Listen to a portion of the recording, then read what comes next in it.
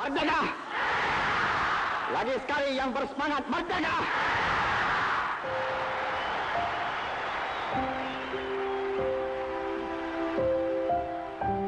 Kuan Yew braced himself early on in life to face history's tumultuous tides full on. From the hardships of war, with a fledgling nation in tow, he leapfrogged decades, pushing past history's disruptive currents. And we will, and faster than they can.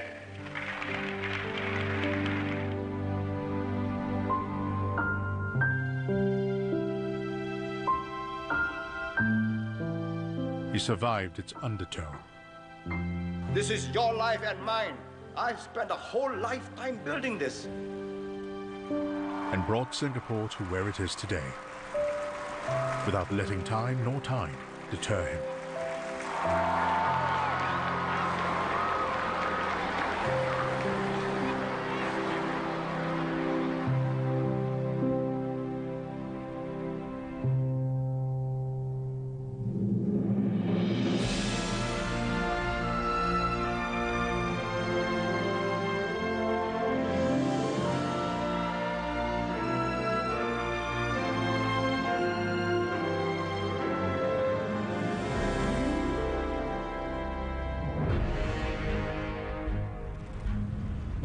For the young Kuan Yew, the Japanese occupation was the single most important event to shape his political ideology.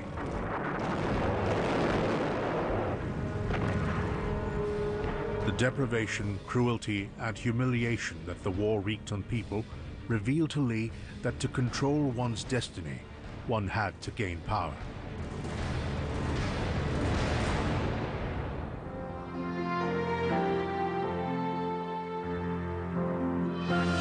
Lee was named Kuan Yew, which literally means light and brightness, but which also means bringing great glory to one's ancestors. We changed the complexion of Singapore.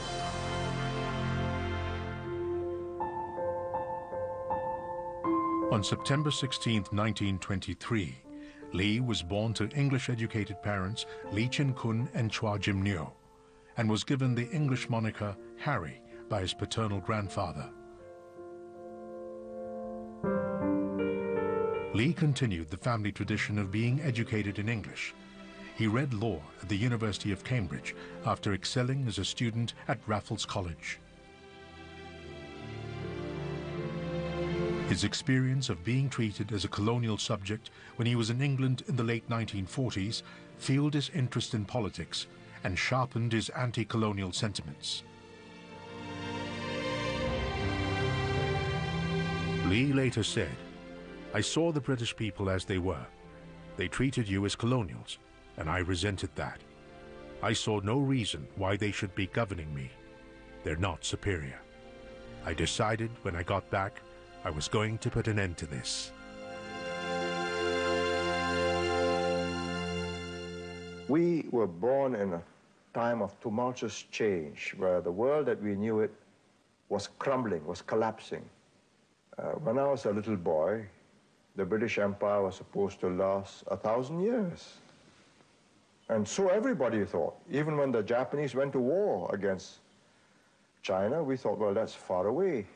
And we never believed the Japanese would attack Malaya and Singapore and capture us. And we literally saw a whole society disintegrate. It collapsed overnight. And we were serfs, to be trampled on, to do their bidding. And that did something to a whole generation and said, no, why? This is my life, my country. I have something to say. Lee's political life began right after he returned to Singapore in 1950. Acting as legal advisor and negotiator, he represented the postal workers who were fighting for better pay and working conditions. He was soon appointed by many more trade unions, some of which were controlled by pro-communists. Together with these pro-communists, Li and other anti-colonialists formed the People's Action Party in 1954. It was a marriage of convenience to overthrow the British.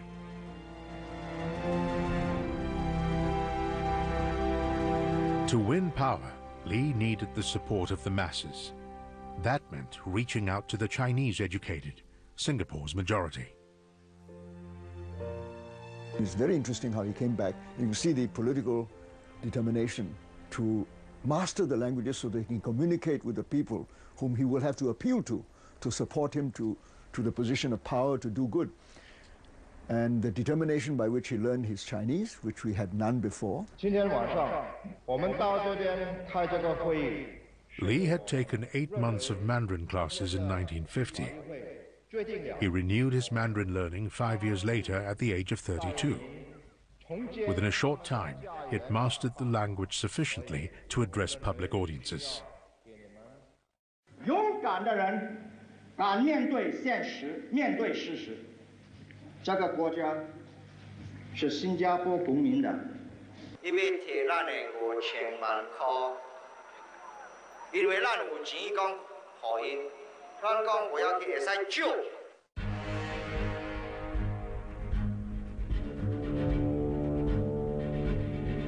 In the mid-1950s, riots broke out that fueled tensions between the local government and the communist sympathizers in the Chinese community.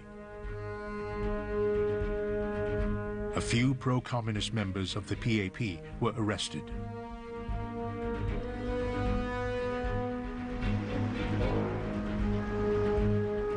Leading the PAP, Li fought for their release and ran a campaign against corruption in the 1959 elections for the Legislative Assembly. The party won by a landslide.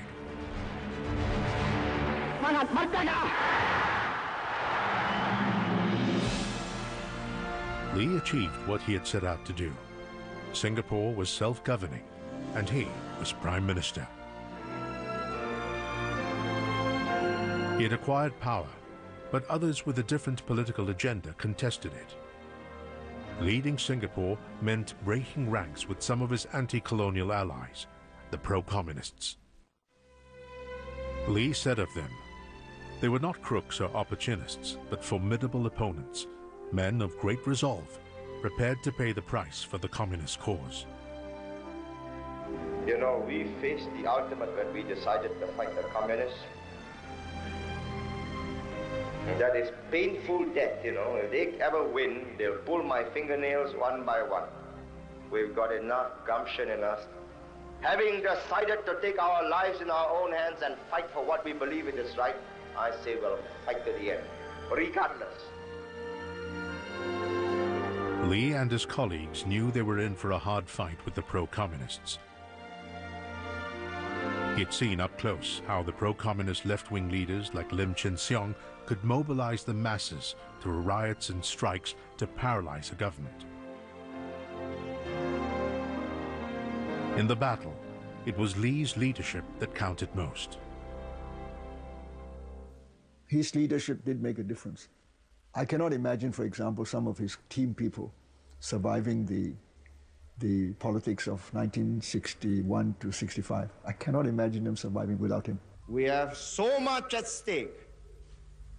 We have gone so far to secure the country. I say rally around and keep these evil forces. You see, they are so ashamed of themselves, they have switched the light off. Look at that. They are cowards, that's what they are. Cowards. They switched the lights off. Look at that. Are these men who are going to lead you to peace and prosperity or to ruination and perdition? Look at them. The battle lines were drawn sharply over the proposal for merger with Malaysia. The non-communists were for it, and the pro-communists were against it.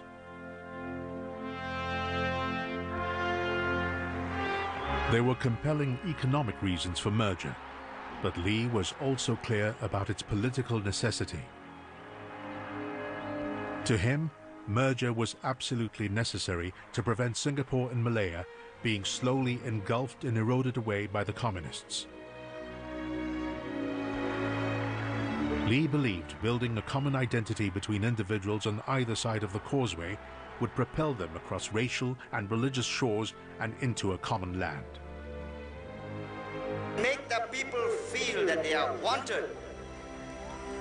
Not stepchildren or stepbrothers, but one in the family and a very important member of the family.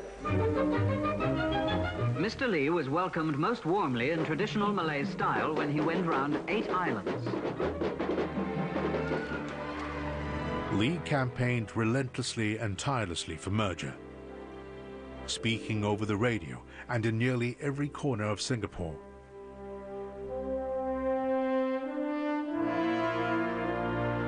After an intense public contest with his political opponents, Lee won. Most Singaporeans voted for the union with Malaysia. City Hall is again the heart of the city-state.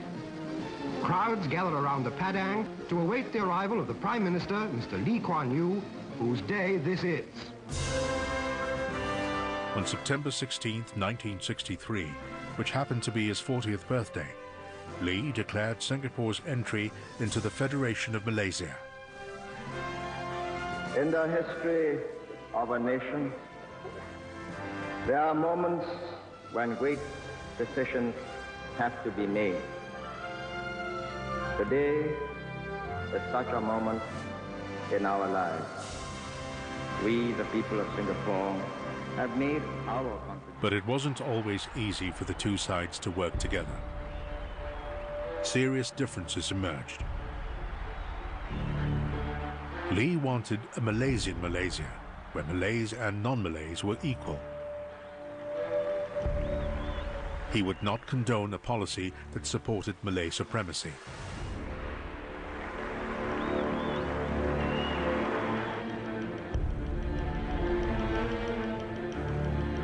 Differences mounted, from conflicts between personalities and disagreements about a common market to the PAP's participation in Malaysia's general election. Malaysian politicians considered it a breach of understanding for the PAP to take part in mainland politics.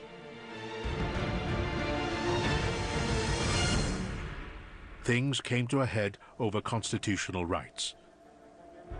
Lee addressed the Malaysian Parliament in May 1965 in both English and Malay, laying out his case against communal politics. Tetapi, jikalau saya di rumah tidak cakap bahasa ibunda saya, takkan saya taat setia kepada Malaysia. Supaya Menteri dari Sarawak, takkan dia kalau balik rumah panjangnya dia cakap bahasanya, dia tak ada taat setia kepada Malaysia. Saya tidak percaya. Dia masih selalu taat setia. I think it's generally known that he caused a sensation by addressing Parliament in Kuala Lumpur in Raja Malay. He spoke Malay better than the many Malay. They were absolutely astounded, and I was very apprehensive about it. And I was right to be apprehensive too, yes. The backbenchers were spellbound. They understood every word. That was the turning point. They perceived him as a dangerous man who could one day be the Prime Minister of Malaya. Well, this was the speech that changed history. When you speak in Parliament, you must speak very carefully. You couldn't make mistake. And he didn't finish the speech. So he asked the speaker to give him, to continue the next day because Parliament went on recess. So the speaker said, I give you 45 minutes the next morning. But when Parliament began the next morning, speaker didn't allow him to speak. And he stood up, he said, you promised me yesterday, but no. So then we knew that Malay speech must have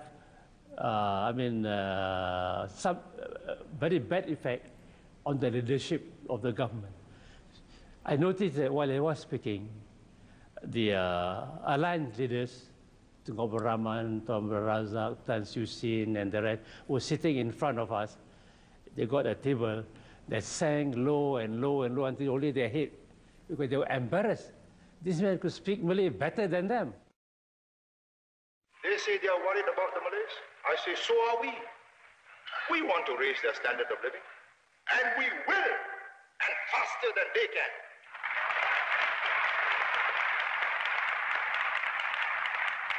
And at the end of 5, 10, 15, 20 years, a new generation will grow up that will no longer respond to the special VHF they use. They'll be tuning into the multilingual network. They'll be thinking like us, working like us, trained like us, prepared to live with us like Malaysians. Then we win. And history is on our side. But it was not to be. Racial riots sparked off a year earlier by what Lee called Malay ultras had already created a deep divide. On August 9th, 1965, Singapore separated from Malaysia. Every time we look back on this moment when we signed this agreement which severed Singapore from Malaysia, it will be a moment of anguish. I mean, for me, it is a moment of anguish because all my life,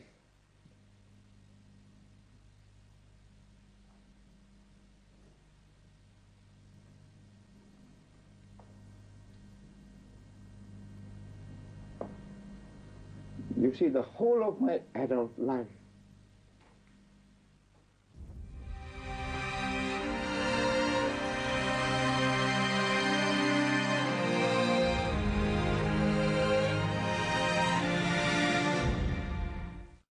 after we became independent, the point which he always reiterated was never do to the minorities in Singapore what happened to us when we were a minority in Malaysia. He knew how to advise, how to guide, and he knew when to let things go and to take a new direction. What will we miss of him? He's a father, he's the father of the nation. He made this place.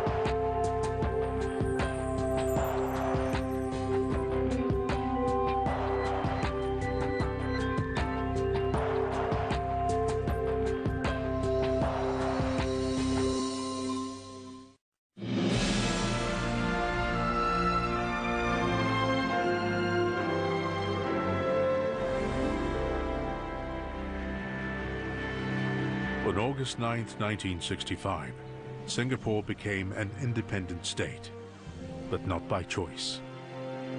The island's 2 million people faced an uncertain fate in future.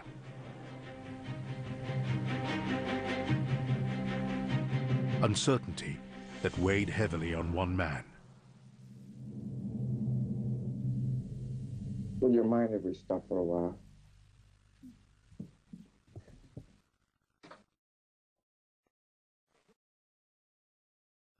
My memory is that on the 9th of August, sometime during the course of the morning, he asked me to come over,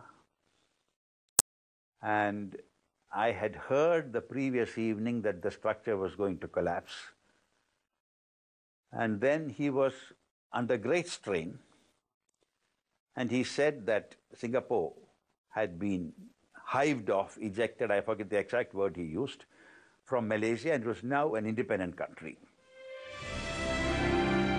Left with no hinterland and hardly a domestic market to speak of, Singapore's only option was for its leaders to fight hard for its survival.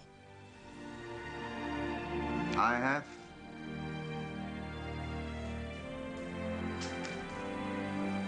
a few million people's lives to account for. And Singapore will survive.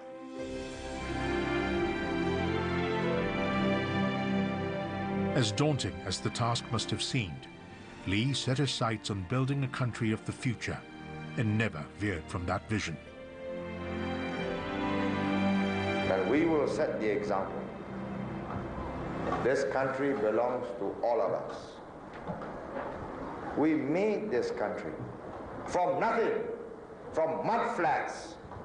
Here we make the model multiracial society.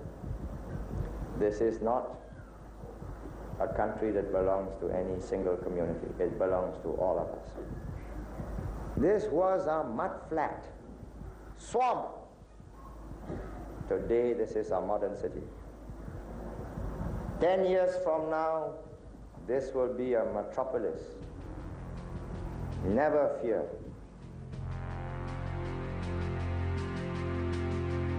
But it wasn't easy.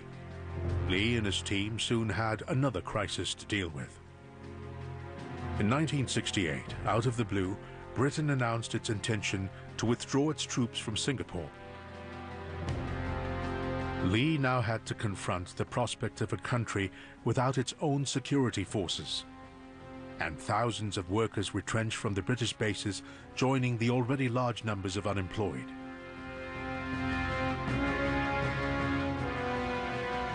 The late journalist and author Dennis Bloodworth, a resident of Singapore since 1956, recalled Lee's reaction to the British pullout. He was extremely angry about it and said, well, I'll tell you this. We're going to take over all their lands. Their lands do not belong to them anymore. And I cannot guarantee the safety of British citizens anymore in Singapore. And Goh Keng Swee said to him, now, Kuan Yew, he said, you're starting to sound like a gangster. And Lee Kuan Yew just smiled gently.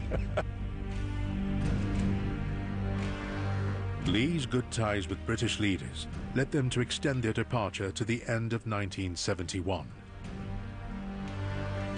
With these military bases contributing 20% to the economy and providing jobs for 70,000 people, this softened the blow to Singapore's economy.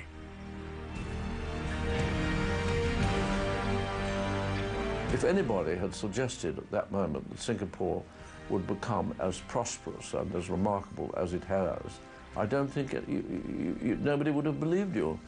And it is to a very large extent due to Lee Kuan Yew that this has happened. Led by Lee, the team soldiered on to hold Singapore together and make it work. The British naval bases were used to boost the economy, and efforts were made to attract investors to set up industries on former British Army land. To survive what was then a hostile neighborhood, Lee used a two-pronged approach to grow the economy. First, to leapfrog the region and link up with the developed world for both capital and market initiatives. And second, to transform Singapore into a first world oasis in a third world region. With first world standards of service and infrastructure, Lee saw Singapore as the hub for businesses wanting a foothold in the region. Did he ever imagine Singapore would one day enjoy the world's highest per capita income and become a leading business center in Asia? Perhaps. Success he attributed to the confidence of foreign investors drawn to the nation's amicable industrial relations. He's emphasized that his duty was to find ways and means of getting more jobs for people. And it was also the duty of the labor movement to help their fellow workers find jobs. So for that we needed industrial peace and a certain balance, not exploitation. The National Trades Union Congress, NTUC, was formed in 1961 when the PAP split. In the PAP... Led by David Nair, a founding member of the PAP, the NTUC led Singapore's labour movement away from militant trade unionism to one marked by cooperation. In fact, Singapore was the first in the world to have a tripartite arrangement, where workers, employers and the government came together to discuss general wage levels. Cooperation that contributed significantly to harmonious labour relations and ultimately Singapore's rapid development in the 1970s and 80s. In government, I've never forgotten that it is in the interest of workers and their unions that we must strive for growth and development. In other words, growth is meaningless unless it is shared by the workers and shared not only directly in wage increases, but indirectly in better homes, better schools, better hospitals, better playing fields, a healthier environment for their families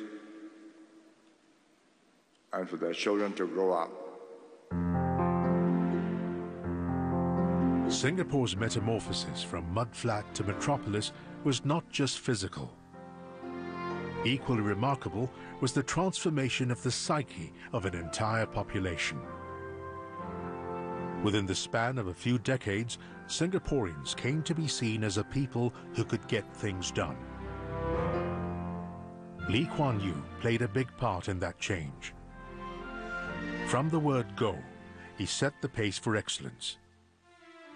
He once told senior civil servants, "I want to make sure every button works, and if it doesn't, when I happen to be around, then somebody is going to be in for a rough time, because I do not want sloppiness." If he gets a couple of questions thrown at you, you go and work at it straight away and give it to him as quickly as you can. And don't delay and don't wait 2 days when you can finish by tomorrow, and preferably by today.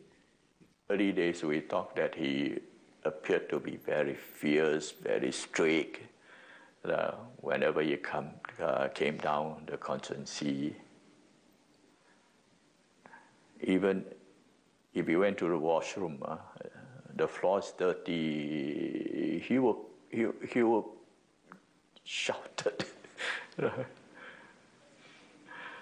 But Mrs. Lee always there.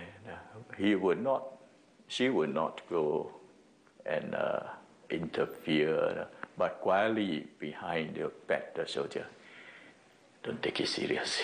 Don't take it serious." He is like that, right?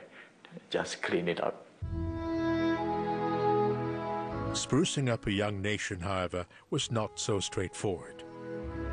Besides the challenge of ensuring sufficient security for the country's borders, Lee and his team had a more fundamental problem to tackle. They had a housing crisis on their hands.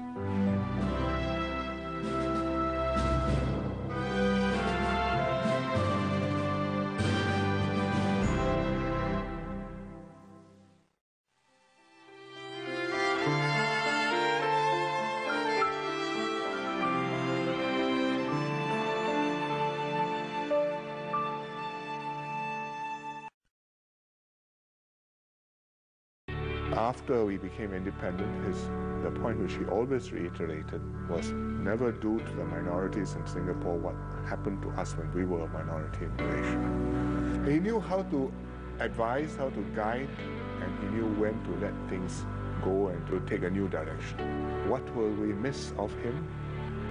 He's a father of the nation. He made this place.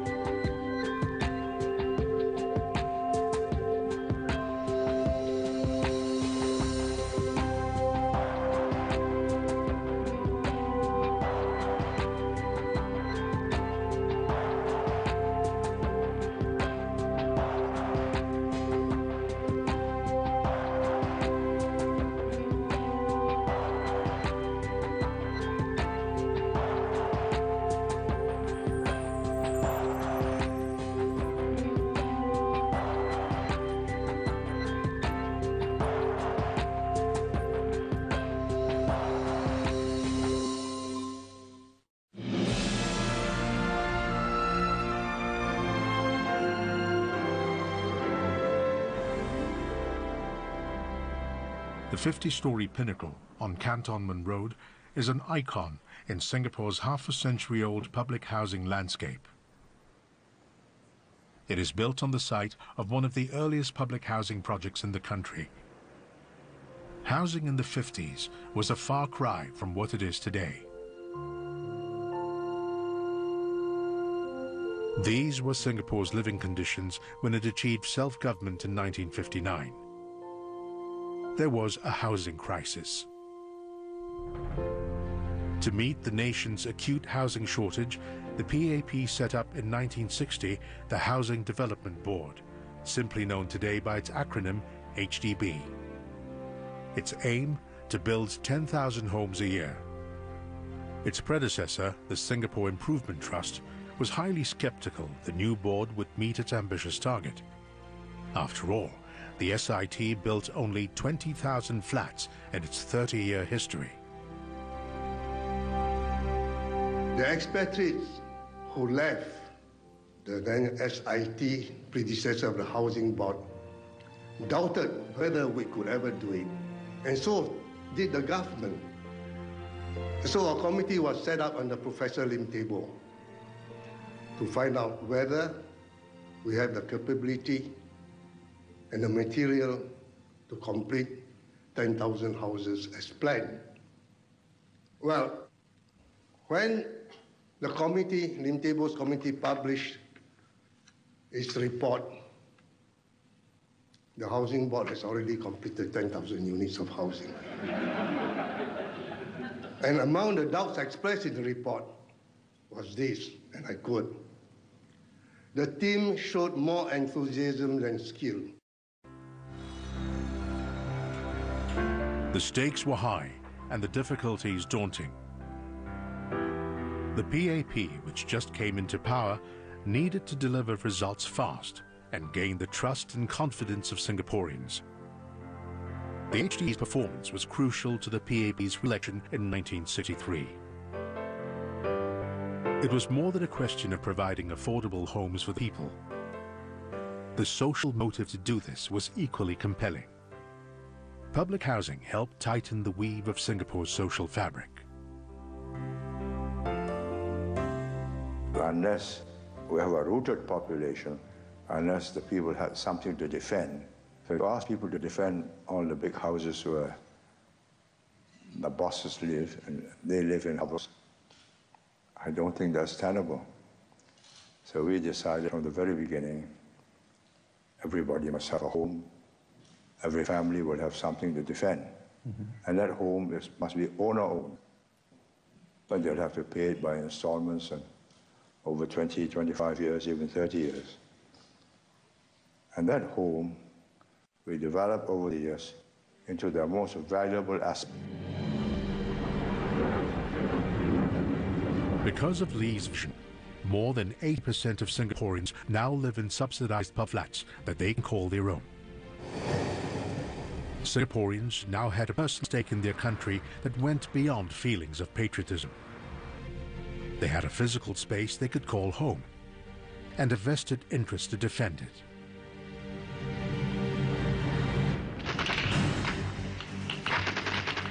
National service to defend the country and ensure its borders were safe from external aggression took on a different dimension.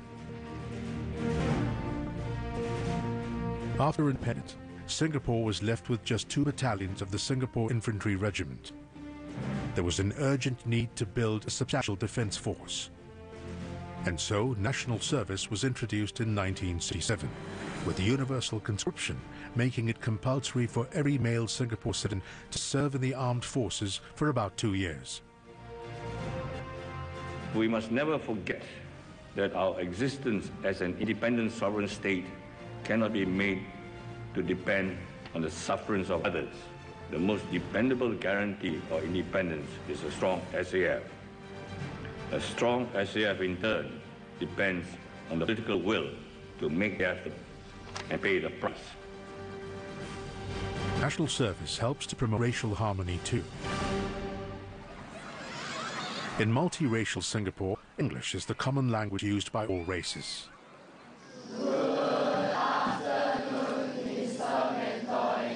Lee saw early on that English would be a unifier that would give Singapore an edge in the international arena. But he also believed that knowing one's mother tongue would build a sense of belonging to one's roots and increase self-confidence and self-respect. And so he championed bilingualism. But bilingualism, Lee said in retrospect, was his most difficult policy to implement. He later admitted he was wrong to assume that one could be equally fluent in 2 languages.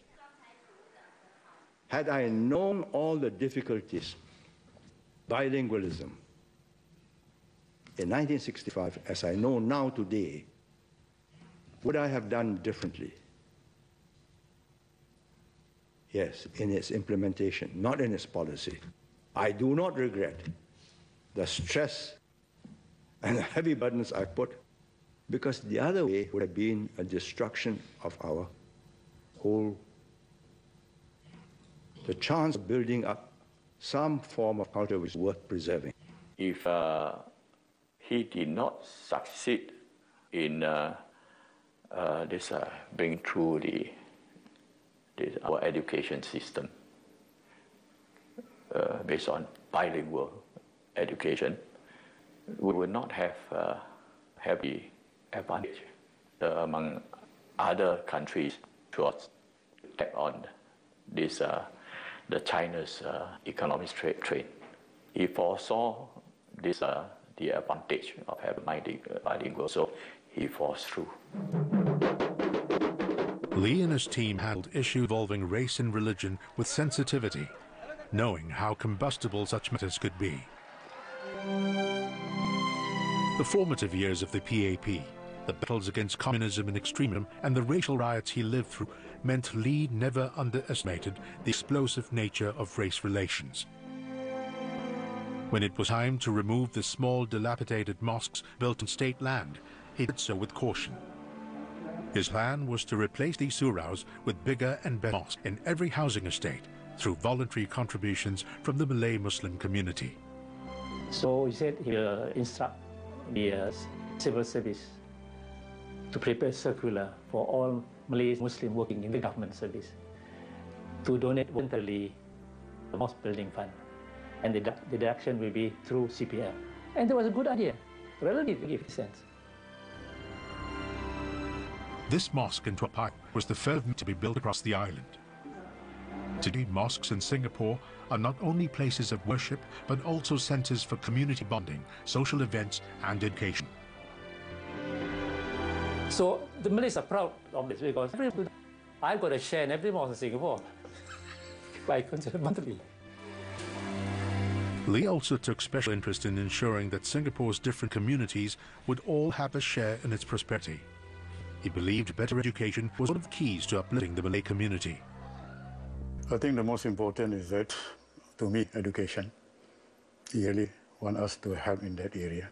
In fact, one of those days when he had lunch, he asked us parents to really look after our kids. Be together with them, ensure that they study well, then you can make a good jump. If the quantum jump, they will see the graph moving higher and higher. Cabinet Minister K. Shanmugam says it would ease politicians in Singapore to appeal to the sentiments of the majority Chinese community to gain political power. But part of the success of Singapore, he feels, is that it had leaders like Lee who shun racial politics. I think most sensible people in the Indian community, particularly those who went through the earliest struggles, older than me, I think accept this, that we have the space and we have far more liberty and opportunity in sport than we would have been if we were 6% in any other society, including India, where many of the past Indians in Singapore wouldn't have had a chance. The best thing that MM ever did in this respect was that because of the policies that he and his team put, I never ever felt that I was a minority. I've always grown up thinking of myself as Singaporean and not anything else.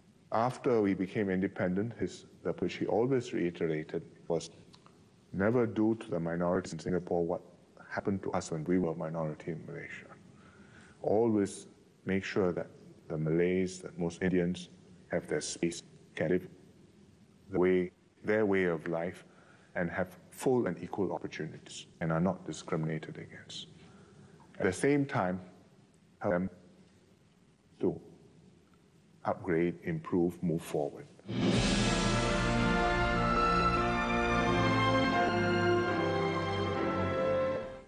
After we became independent, the point which he always reiterated was never do to the minorities in Singapore what happened to us when we were a minority in Malaysia. He knew how to advise, how to guide, and he knew when to let things go and to take a new direction. What will we miss of him? He's a father, he's the father of the nation. He made this place.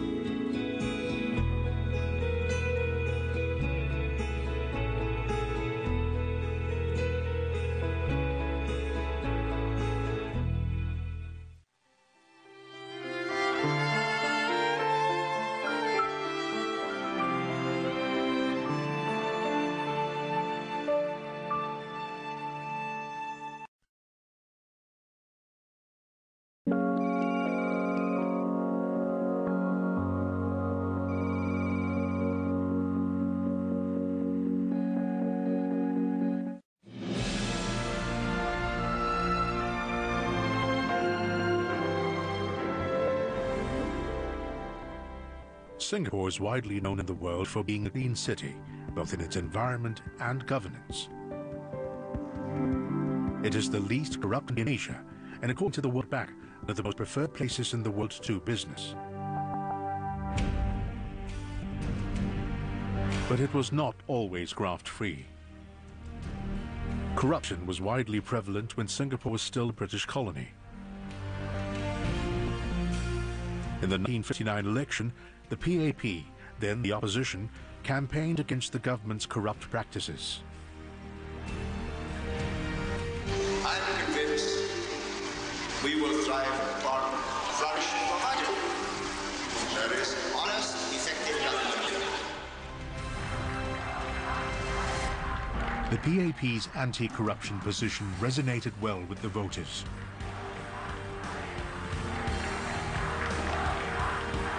When the PAP government took office, Lee and his team turned up in all white as a promise to the people that their leaders will not stand for corruption and will be whiter than white.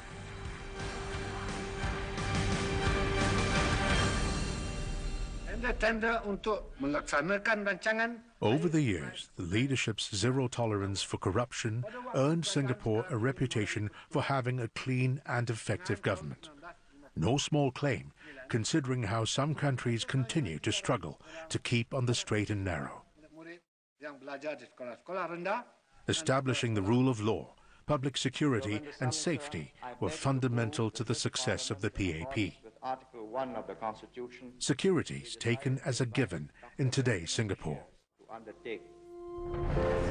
Lee applied the effort to stay clean to the island's physical transformation as well. From the outset, he was adamant that urban development did not proceed haphazardly. He had seen how a lack of planning had marred other cities and was determined that Singapore did not make the same mistake. Most other cities or countries will say, well, let's take care of the economic development first, even at the expense of the environment, and then we'll try to fix the environment.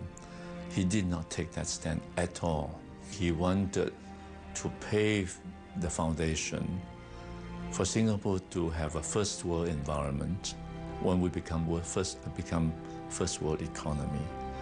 So much so that I think after a while, when we reach cross a certain hump in tackling the environmental ills and move into further improvement, the good environment became an economic asset.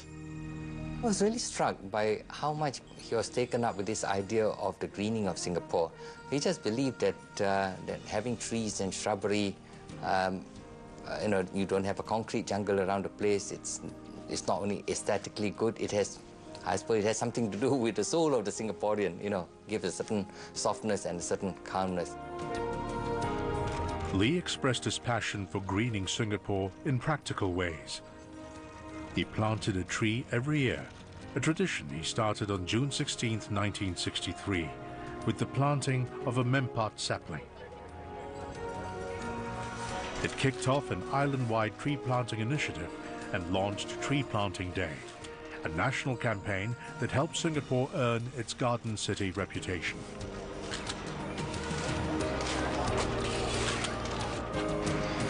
Lee said in his memoirs, "After independence, I searched for some dramatic way to distinguish Singapore from other third world countries and settled for a clean and green Singapore. Greening is the most cost-effective project I've launched."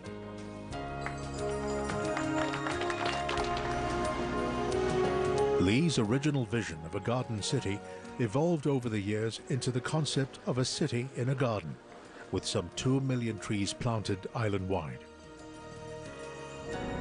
In June 2012, this transformation was celebrated when the breathtaking Gardens by the Bay opened. This is just one example of how we're transforming Singapore's living environment. It may be a densely populated city, maybe one of the densest in the world, but we are determined that our people should be able to live comfortably, pleasantly, graciously. And not just with good homes, efficient public transport, or safe streets, but also to be in touch with nature, to be never far from green spaces and blue waters. Lee was not known to be sentimental about buildings or landmarks. He was practical yet ambitious about transforming the nation's landscape, even when it came to defying nature. In 10 years, let's have fishing in the Singapore River and fishing in the Kallang River. It can be done. One of Lee's most important initiatives started in 1977. It involved the Singapore River. historically the lifeblood of the economy and the center of commercial activity. The river had been the conduit for Singapore's entrepôt trade, allowing for the movement of goods from the port to the city. Over the years, it had degenerated into a filthy, congested, polluted waterway. The industries along its banks had been dumping sewage and garbage into its waters. When I was living in Hock Lam Street in Chinatown, I see very few people swimming there. It was full of stench. The water was really poison, poison black. Nobody could even wade through that water. I remembered when I was studying in the secondary school in Canning Seng, I used to walk through South Beach Road and looking at Singapore River, I have to close my nose. Lee proposed what to everyone was a monumental feat, a cleanup. Mr. Lee had thought through the plan and envisioned a Singapore which would be clean and green with riverine recreational amenities in the heart of the city. He was confident that the scheme was doable, and it was a question of organizing ourselves and getting the job done. The Singapore River was reborn, a mammoth task that took 10 years to complete. Today, it is not only glistening again, its banks are bustling with trendy restaurants, clubs, and offices. Singapore had an economic advisor by the name of Dr. Winsemius. He retired, and after we cleaned up the Singapore River, he came back to Singapore, I think at the invitation of the government. And when he heard about the success and that fish has returned to the Singapore River, he went down to the mouth of Singapore River to do some fishing. He caught a fish, and it was a large one. He was surprised, and I was very pleased that he caught a fish. And we didn't put any fish in the river. The Singapore River, now part of the Marina Reservoir, is a constant reminder of the man who defied time and tide.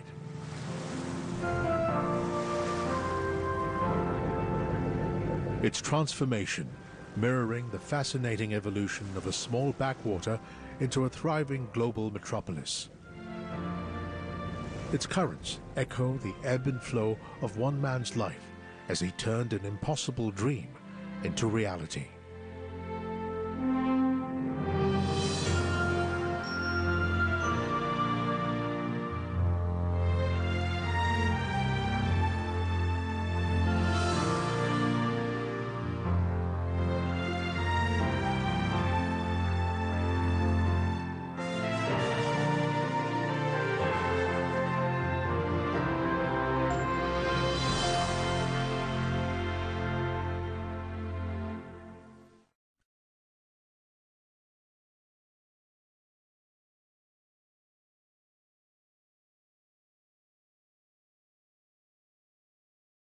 Lee captured the world with his rhetoric. I know, and from what his discussions were and the questions he asked, he does care. And made Singapore a nation to watch through his leadership. He was way up here and I was down here, and I learned a lot from him. She really enjoyed talking to Lee Kuan Yew. Felt she learned a great deal from him. Putting Singapore on the map. Part 2 of Time Nor Tide on Channel News Asia.